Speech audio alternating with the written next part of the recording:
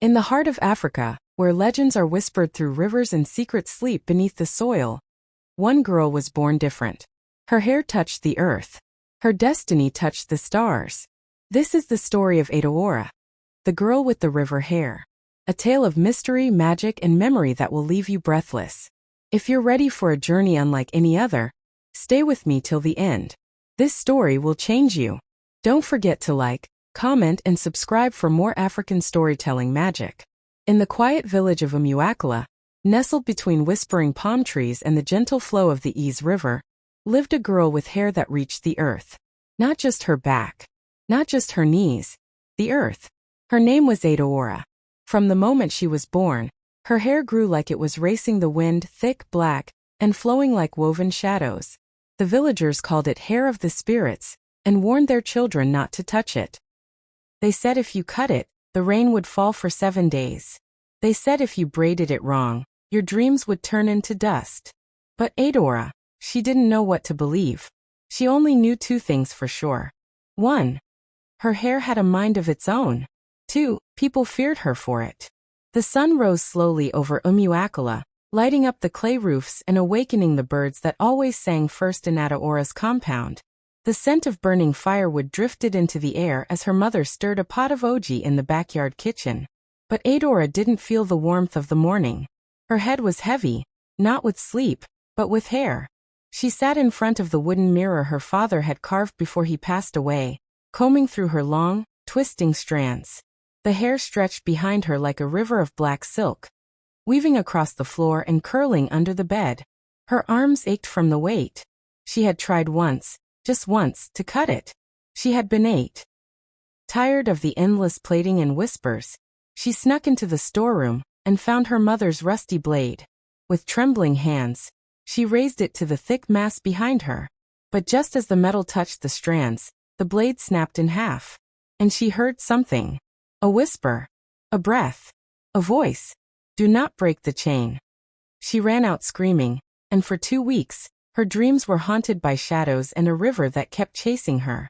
Since then, she obeyed the unspoken rule. No cutting. No fire. No betrayal.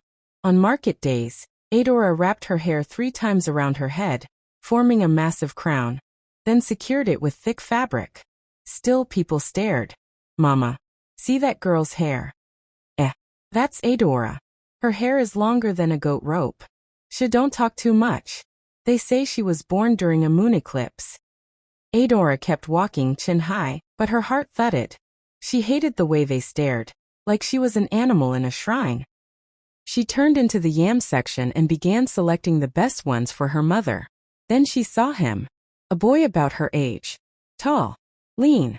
Skin the color of roasted cocoa. He wasn't from the village. She would have remembered. He was looking at her, not like the others did. Not with fear or curiosity or amusement. He was just looking. Their eyes met. He smiled. And Adaora did something strange. She smiled back. That night, the wind howled louder than usual. Palm trees bent under the weight of unseen forces. Adaora lay on her mat, eyes wide open, hair spread like a nest around her. Then it began again. The movement. A gentle tug, like someone was combing through it. She sat up. Who's there? No answer. But the tug continued, stronger now, urging her to rise. And she did. Barefoot she stepped outside. Her hair slithered quietly behind her, like a snake that had found its master. It led her to the old path, the one that wound behind the school and led to the edge of the forest. No, she whispered. I'm not supposed to go here. But her legs moved. Her hair pulled. The moon was full, casting silver light on the path. She walked for what felt like hours until she reached a clearing. There in the middle of the grass stood a statue. A woman carved from stone. Her eyes were shut, her arms outstretched, and from her head flowed sculpted strands of hair that touched the ground. Just like Adaora's. Her heart pounded. She stepped forward, and the air grew still. Daughter of the river, why have you waited so long? Adaora froze. The voice wasn't hers. It was ancient. And it was coming from her hair. Adaora's knees gave way. She fell to the grass, trembling. The voice wasn't loud. It was like wind blowing through hollow bamboo, soft, but impossible to ignore. Her heart thudded so hard she could hear it in her ears. "Do not fear," the voice said. "You are waking up." Who are you?" she whispered. The statue's eyes remained closed, its lips unmoving. But the voice flowed, not from stone, not from the trees, but from her own hair, which was now glowing faintly with a blue-green light. Adaora clutched it. "What's happening to me?" The wind blew harder, circling her. The forest grew darker, though no clouds covered the moon. Then, in a flash, everything went silent. Time stopped. And then the vision began. She saw herself. No, not herself, a woman standing in white, hair braided in long, thick ropes. The woman stood before a river, her arms raised. All around her, people knelt. They chanted. They cried. The river shone bright like melted silver. Marima, goddess of waters, keeper of memory, protector of truth. The voices chanted. The woman turned. Her face was Adaora's. But older. Stronger. Sacred. The vision faded. Adaora gasped. The voice returned. "You are the last daughter of Marima. The chain has weakened. The river calls. The balance is breaking." "I don't understand," Adaora whispered, tears rolling down her cheeks. "Why me?" But the voice was gone. And when she looked again, the statue had vanished. Only grass remained. The next morning, Adaora barely spoke. Her mother noticed. "You're pale," Mama said, handing her a calabash of warm pap. "Did you dream again?" Adaora nodded, eyes low. "I saw her," she said. "The woman from the stories. The river goddess." Her mother froze.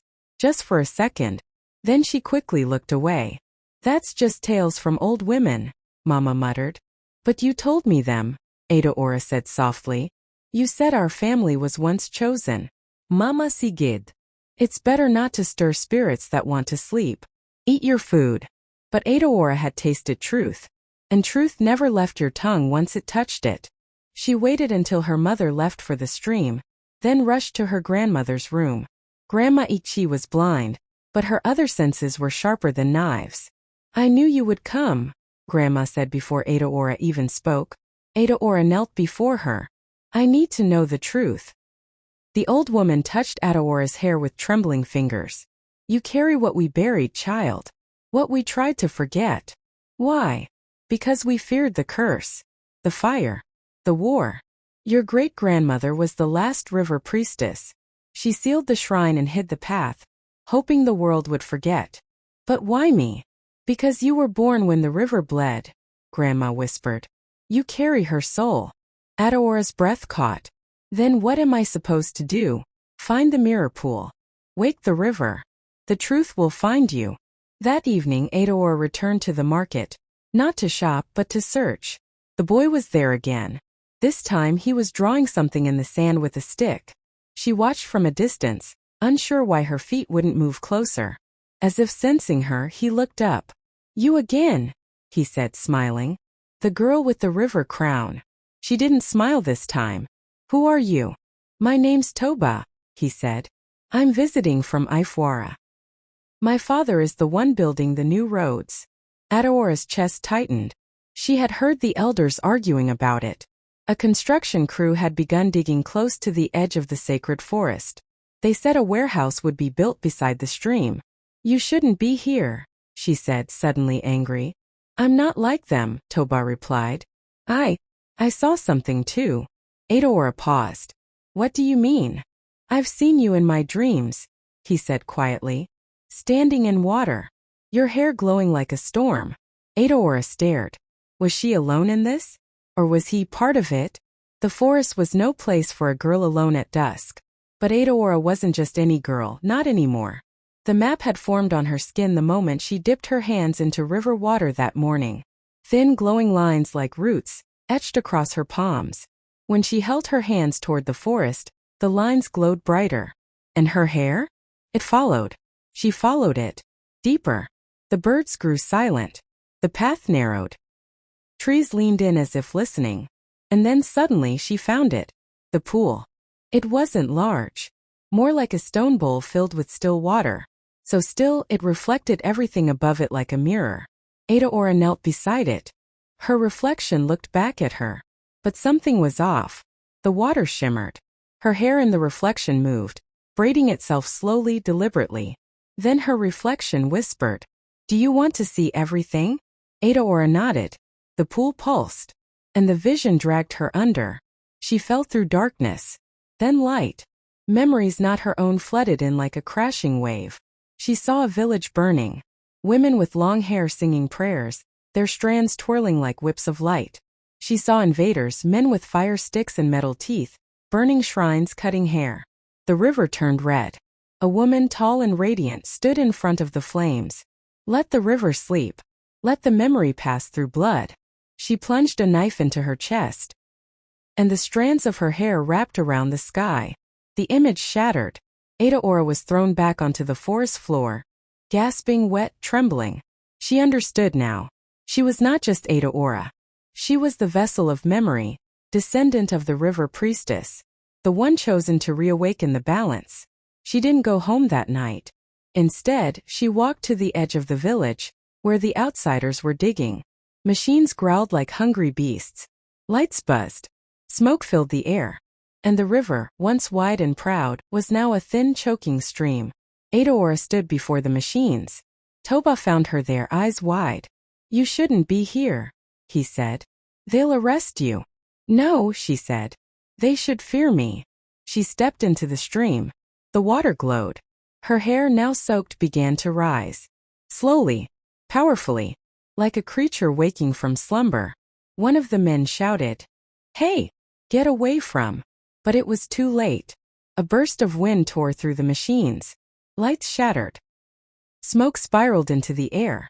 Her hair, like living vines, swept the earth. It wasn't attacking, it was defending. Defending the river. Defending memory.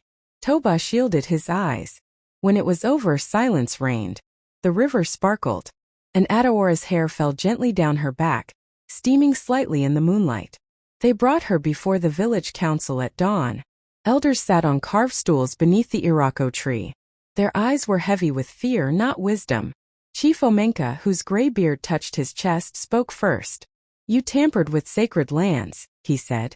"And you summoned something." "I protected what you abandoned," Adaora replied, her voice steady. A murmur rippled through the crowd. The villagers had seen what happened. Rumor spread like fire. Her hair rose like smoke. The machines died. The river shimmered again. But fear always shouted louder than truth. "You brought back old spirits," another elder spat. "You could bring war." Grandma Ikchi stood slowly from her stool. "She carries the memory we buried," she said, her voice like a cracking log. "You can't kill memory forever." The council deliberated. Then came the verdict. "You are banished from the village," the chief declared. "Take your cursed hair and leave by sunset." Adaora didn't cry. She bowed once, turned, and walked away. Her hair trailed behind her like a river. But this time it flowed with purpose. Night fell quickly as Adaora walked deep into the sacred forest, alone. But she was not afraid. Her hair shimmered faintly with moonlight. It no longer felt like a burden. It felt like armor. She reached the old shrine, the same one from her vision. But it was no longer just stone. It was alive. Water flowed from its mouth. Symbols pulsed across its surface. And in the air, voices sang, not with words but with memories. Her ancestors. The river priestesses. One by one, their forms appeared around her, glowing softly. Women with braids of light, eyes of storm, hearts of flame. Adaora stepped forward. "I am ready." The tallest of them, her great-grandmother, smiled. "Then let the final rite begin." They circled her, chanting in a tongue she didn't know, but somehow understood. Her hair lifted again, this time not by magic but by choice. She let it flow. She let it shine. She became the song. Thunder cracked. Lightning split the sky. The outsider, Toba's father, and his men had returned to the village with police and bulldozers. They were ready to destroy what remained of the sacred forest. But they didn't know Adaora had awakened. She stood at the edge of the trees, robed in white, hair glowing like the morning sun. When the first blade hit the soil, the earth trembled. The river roared. And Adaora stepped forward. With one command, her hair lashed across the machines, ripping engines apart like paper.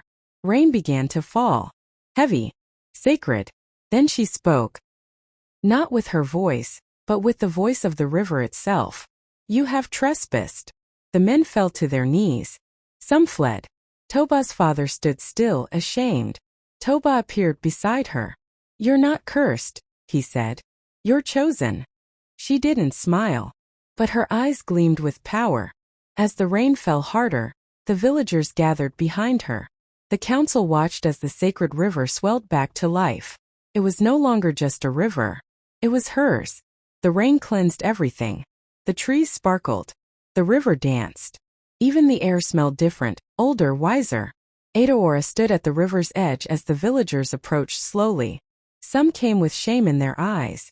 Others came with prayers on their lips. Even Chief Omenka bowed. We were wrong, he said. You are the guardian we forgot.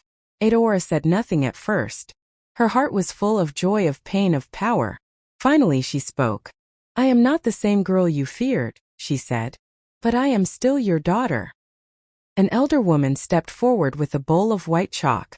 She drew a sacred symbol on Adaora's forehead, the mark of the first river priestess. And just like that, the banished girl became their leader. A child of the river reborn. Years passed. But Adaora's legend did not fade. They called her Omumiri, Mother of Water. Her hair, still long, now shimmered with threads of silver and blue. Children believed it carried the voices of their ancestors. Women came from distant villages to learn her ways. Men brought gifts seeking her blessing. Even the river changed, its waters cleaner, brighter, magical.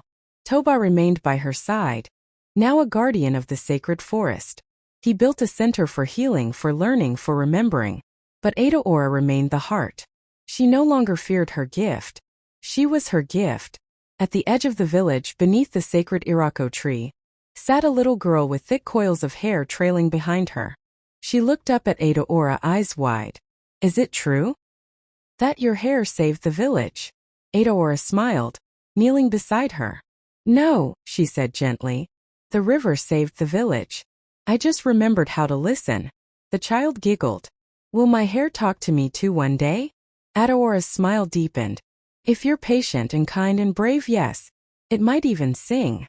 Then she stood, hair flowing like a waterfall, and turned toward the river. Because stories, like rivers, never truly end. They flow forever. And Adaora, the girl with the river hair, would always be there. Listening. Guiding. Remembering. Moral lesson. Her hair wasn't just long. It carried the weight of forgotten voices. And in Adaora's journey we learn that silence does not mean peace. That running from who we are only delays the healing. That heritage is not a curse, it's a calling. When the world tries to shame what makes you different, stand taller. Let your truth flow like a river. Let your roots speak. Because the past lives inside us, not to chain us, but to remind us that we were never ordinary. Thank you for watching this magical journey of strength, memory, and identity. If this story touched your heart, don't forget to leave a like, share it with someone who needs encouragement, and subscribe for more powerful African stories that inspire and uplift. See you in the next story. Until then, remember, your story matters.